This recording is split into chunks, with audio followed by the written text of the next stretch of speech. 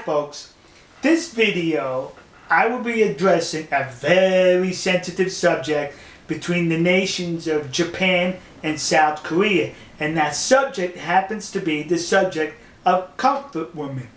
For those of you who do not know the term or are not familiar with it, comfort women was sexual workers, worked in concubines during World War II and before, servicing the Japanese army's sexual desires. They were lady of the evenings, alright? Basically set up in these concubines in these buildings, and the Japanese soldiers would go in there and pay for the services to be sexually gratified. The contentious issue here is the South Koreans are saying these women were forced to serve in these concubines, whereas thus becoming sex slaves. Whereas the Japanese government is saying, no, they were not. We recruited them legally and paid them for their services. Now, who's right, who's wrong, I'm not discussing that in this video. Nothing to do with that in this video. If you want to discuss that, go to another video.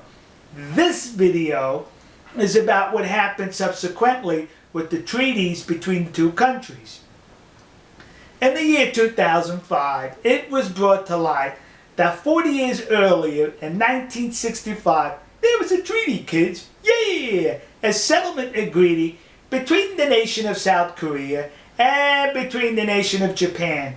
And it basically dealt with any issues, any claims arising out of Japan being in Korea from 1910 to 1945. And the agreement states in there that this agreement finalizes any complaints, any claims against the Japanese government, be it from the South Korean government or be it from South Korean citizens, individual. And in return, the Japanese gave the South Korean government $800 million in grants and soft interest loans, soft loans, meaning loans below market interest rates. And the Japanese government urged the South Korean government to turn that money over to the people who have claims.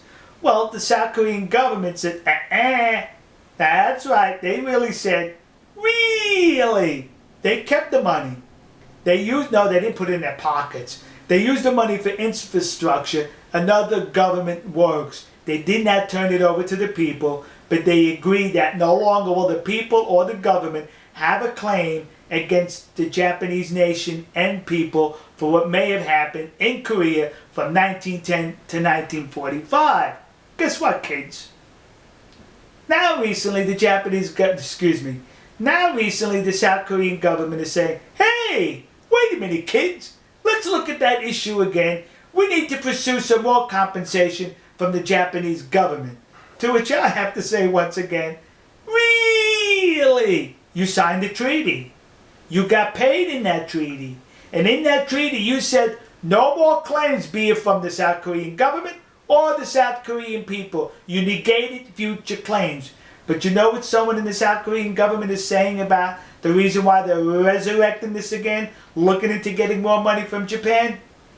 Well, that was a crime against humanity. That's what it was, kids. They committed a crime against humanity, so that negates any previous treaties or agreements, and we could continue to ask for compensation. So if I was the Japanese government, what I would say is, so wait a minute. We had the agreement in 1965. Now in 2011 you're saying, well, we can negate that agreement because it's a crime against humanity. So now if Japan enters another agreement with you, pays you off again, who's to say 40 years down the road again, you will not throw out that clause again, crimes against humanity, give us more money. You see, that's an enabler. That will be enabling negative behavior. That will be enabling null and voiding a treaty and an agreement between two parties. So maybe I'm missing something here.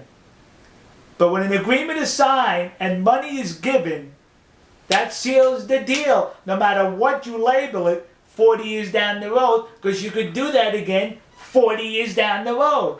That's what it is, kids.